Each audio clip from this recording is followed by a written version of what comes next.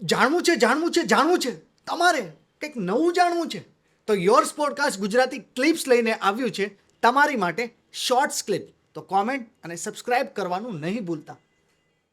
તો મૈયરમાં મંડળું નથી લાગતું ફિલ્મની જર્ની કેવી રીતના શરૂ થઈ અને તમે કઈ એમાં આ પહેલેથી આઈડિયા હતો તમે લાઈફનો કે આ હું એક મૈયરમાં મંડળું નથી લાગતું ફિલ્મ બનાવી? મૈયરમાં મનડું નથી લાગતું મન સાહેબાની મેળી બનીને એમાં મારો થોટ હતો કે એક દીકરી વિધવા થાય તો એના ફરીવાર લગ્ન શું કામ ન થાય, અને એ મેં ત્યારે કરાવ્યા હતા એમાં મન સાહેબાની મેળીમાં કે આ વસ્તુ હોવી જોઈએ, કેમ કે દરેકને પોતાની લાઈફ જીવવાનો હક હોવો જોઈએ, બરાબર. પછી નાતરું બાતરું નહીં તો ધામધૂમથી ફરી વખત લગ્ન થવા જોઈએ એના એ બતાવ્યું, કેમ કે મારે દરેક વાર્તામાં એક થોટ હોય, એક મેસેજ હોય, એક મેસેજ સ્ટ્રોંગ હોય છે. પછી મેં કીધું હવે મૈયરમાં મંડું નથી લાગતું.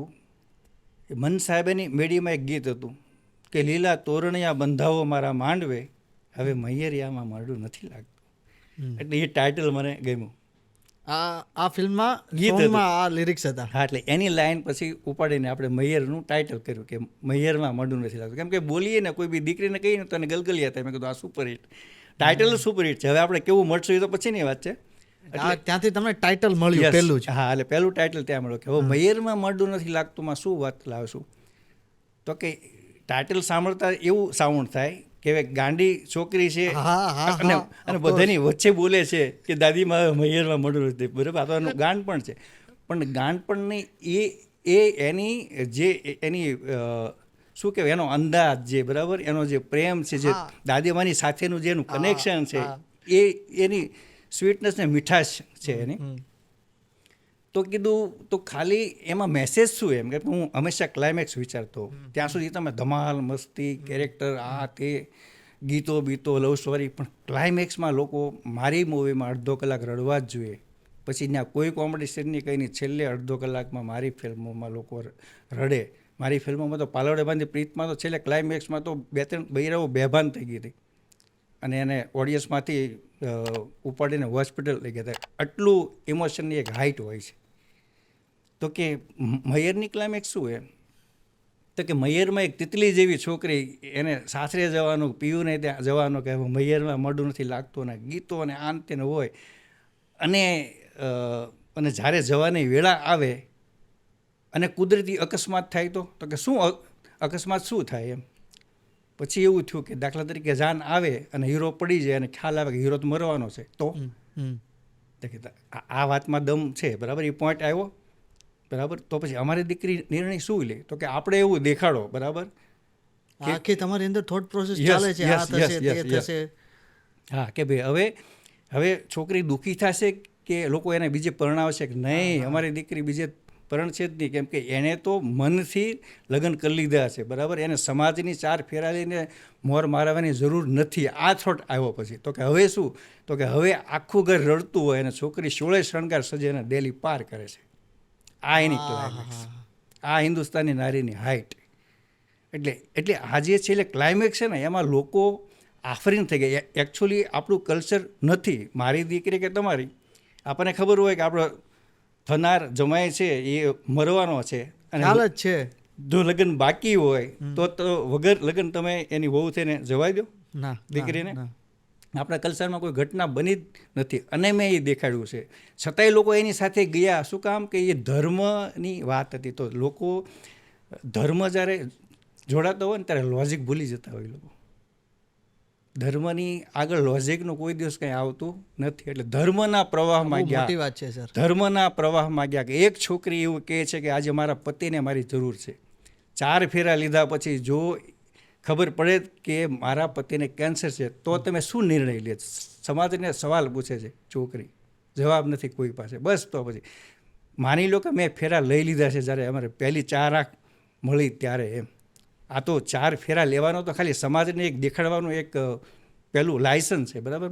મારે એ 4 ફેરા તો પછી ફર્યા પહેલાં 4 આંખ મળી હતી. 4 આંખ મળી હતી પહેલાં, અને ત્યારે મારા લગ્ન થઈ ચૂક્યા હતા અને અત્યારે મારા પતિને મારી જરૂર છે, બરાબર.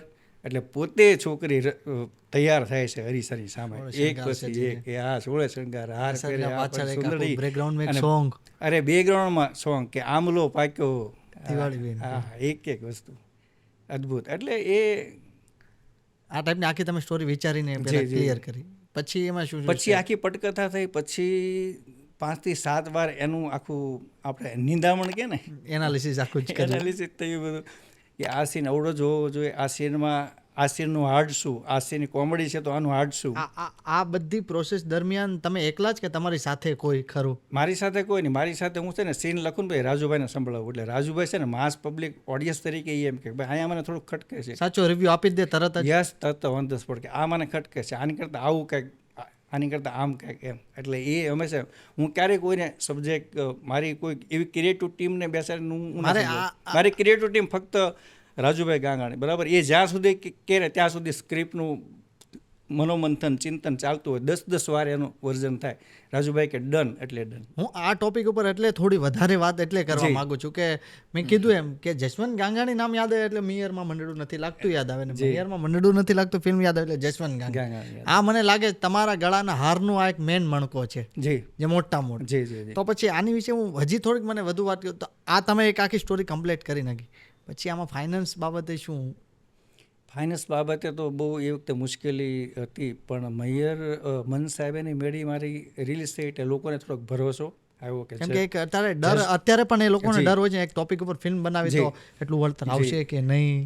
હા, પણ લોકોના હૃદયમાં હું ત્યારે વસી ગયો હતો કે મન સાહેબાની મેળીએ પિક્ચર મારી સુપરહિટ થઈ.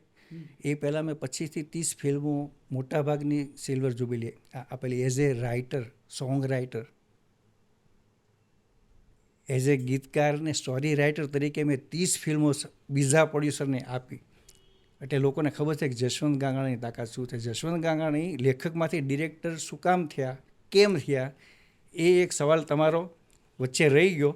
અને આપણે સીધા આપણે ફિલ્મો ઉપર આવી ગયા. પણ મારી લખેલી ફિલ્મો હું જ્યારે લખતો અને મેં જે એંગલથી લખી હોય કે આ જે છોકરી વિચારે છે એ વખતે એનો ક્લોઝઅપ છે કે યા તો એનો વોઇસ છે, ફક્ત એક ગાલ અને એક કાન જ દેખાય છે આખી સ્ક્રીનમાં, એવું હું લખતી વખતે વિચારતો હોઉં, જે સ્ક્રીનમાં તે નહોતું આવતું. આ બધી ડિટેલિંગ તમે લખો છો? જી, એટલે એ મને દેખાતું હોય, બરાબર. એટલે દરેક ડિરેક્ટરનું એક થિંકિંગ હોય. એક સીન મેં લખ્યો હોય કે ભાઈ એક છોકરી તળાવે પાણી ભરવા ગઈ અને અંદર પડી અને મગર આવી અને છોકરી ભાગી અને હીરો આવી ગયો અને મગરને મારીને બચાવી, બરાબર. આ સીન તમે 10 ડિરેક્ટરને આપો અને એક જ સીન, એક જ લેખક હોય, બરાબર, લાઈનો એની જ હોય, પણ ડિરેક્ટર બદલાય એટલે પડદા ઉપર તમે જુઓ એમાંથી તમને 1-2 ડિરેક્ટરના સીન ગમશે, સીન તો એને જ છે. એટલે દિગ્દર્શક હંમેશા, દિગ્દર્શક જે છે ને એ ફાલતુ વાતને લઈને 2 કલાક સુધી તમને બેસાડી રાખે, અને સારામાં સારો સબ્જેક્ટ હોય અને જો દિગ્દર્શક નબળો હોય તો અહીંયા સુધી વાત ન પહોંચે. એટલે કચ્છકડામાં કંડારવાની રીત, જે વાર્તા કહેવાની રીત જે છે ને એનું નામ દિગ્દર્શક. એટલે મને મારી લખેલી ફિલ્મો જો ને એમ થાય કે સાલું આ સીનનું તો મર્ડર થઈ ગયું, હું હોત તો આવું કરે, હું હોત તો આમ કરે, હું હોત તો આમ કરે, અને એક ડિરેક્ટરનો જન્મ થયો. સમજ્યા? મારી જાતને ત્યાં મૂકીને જોઉં તો હું આમ કરે, હું આમ કરે તા. અને આ લખતી વખતે તમે આ શોટ આવો લખ્યો હતો, આ છોકરી ભાગે છે તો બેગથી ભાગે છે, બરાબર, છોટલો ઉલળતો હોય ને આની તો બધું સાથે ચાલે. હા, અને આ ડિરેક્ટર તો પ્રોફાઇલમાં દેખાડી, બરાબર, કે ફેસ દેખાડ્યો, બરાબર, પણ અમુક શોટ એવા હોય કે ફેસની જરૂર ન હોય, એ બેગથી ભાગતી હોય સારી લાગતી હોય, બરાબર. એટલે આ ચિંતન છે. અને હું હંમેશા કહું કે દિગ્દર્શક જે છે ને, દિગ્દર્શક એટલે સ્ક્રિપ્ટમાં લખેલું હોય એ કચ્છકડામાં કંડારવું એ ડિરેક્ટર નથી. કેમેરા સ્ટાર્ટ અને કટ બોલવું એ દિગ્દર્શક નથી સાહેબ. દિગ્દર્શક તો જે સ્ક્રિપ્ટની અંદર જે કેરેક્ટરોના વાણાતાણા હોય, ઇમોશનના જે કેરેક્ટરાઇઝેશન જે તમે કરેલા પાત્રો છે એ પાત્રોની અંદરથી એના આત્માને બહાર કાઢીને સ્ક્રીન માથે લાવવું, એનું નામ દિગ્દર્શક છે. એટલે એ દીર્ઘ દ્રષ્ટિ હોવી જોઈએ. દીર્ઘ દ્રષ્ટિ એટલે કેવી કે દિવાલની આરપાર માણસ જોઈ શકે એવી દિવ્ય દ્રષ્ટિ હોય, એનું નામ દિગ્દર્શક. જે રસ્તો ભૂલેલા સમાજને કે એક પાત્રોને આંગળી પકડીને એનો રસ્તો દેખાડી શકે, એનું નામ દિગ્દર્શક. અને દિગ્દર્શક એટલે કુદરતની નજીકના, કુદરતને ગમતા છોકરાઓ એ સ્પેશિયલ મોકલે છે, બનાવીની પેદા થાય સાહેબ. દિગ્દર્શક એ વસ્તુ છે. એટલે એ રૂહ સાથે સમાજના ઇમોશનને કનેક્ટ કરવાની વાત છે. એ ખાવાના ખેલ નથી. ડિરેક્ટર બનવું હોય. ડિરેક્ટરની જવાબદારી એટલે સમાજને એક રસ્તો દેખાડવાની વાત થઈ સાહેબ. એટલે બધાને ખબર નથી, બધાને ડિરેક્ટર બહુ બની મોટી જવું. જવાબદારી, જી સમાજની એક બહુ મોટામાં મોટી જવાબદારી. જી. એટલે હું હંમેશા પછી મારી વાર્તાઓમાં જેમ તમે કીધું એમ કે દરેકની વાર્તાની કેન્દ્ર સ્થાને લવ સ્ટોરી હોય, કેન્દ્ર સ્થાને આપણા સંબંધો હોય, પારિવારિક ઘર હોય. મારી ફિલ્મોમાં પારિવારિક જ હોય છે. બધા કાકા કાકી, મામા, ફઈ, ફુવા બધા સાથે રહેતા હોય, મોટા બાપા. શું કામ કે સંયુક્ત કુટુંબમાં કોઈ બી એક માણસ બીમાર હોય, નાનું બાળક બીમાર હોય તો એ ક્યારે સારું થયું, કોણે એને હાંચવી લીધું એ ખબર જ ના રહે કે ક્યારે 20 વર્ષની આપણી દીકરી થઈ ગઈ એમ. પણ જ્યારે તમે અલગ રહેતા હો ને સાહેબ તો કેટલી મુશ્કેલી છે. એટલે અત્યારે ચિંતાનો વિષય શું છે કે સંયુક્ત ફેમિલી વિખરાઈ રહ્યા છે, બધાને પ્રાઇવેસી જોવે છે.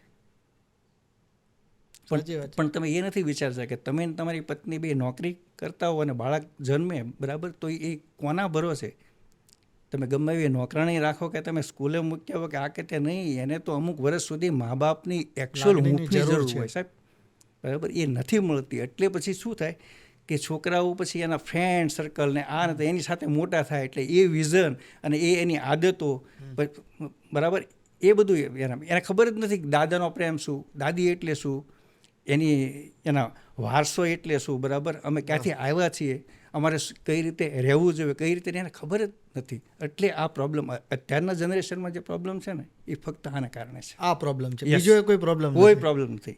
આ જ પ્રોબ્લેમ છે. પ્રોબ્લેમની મને લાગે શરૂઆત તો તમે કીધું આ ટોપિક ઘરથી થાય છે. ઘરથી ન થાય છે. યસ. તમે જુઓ, એક મા બાપ એક દીકરાને ભણાવી ગણાવીને પેટે પાટા બાંધીને મોટો કરે, સમાજમાં એક સ્થાપિત કરીને ઊભા રહે એવો લાયક બનાવે, ત્યાં સુધી દીકરો મા બાપનો હોય. લગ્ન કરે, બહારની દીકરી આપણા ઘરમાં આવે, બરાબર, ત્યારે છોકરો કેમ બદલે છે વિચારો તમે.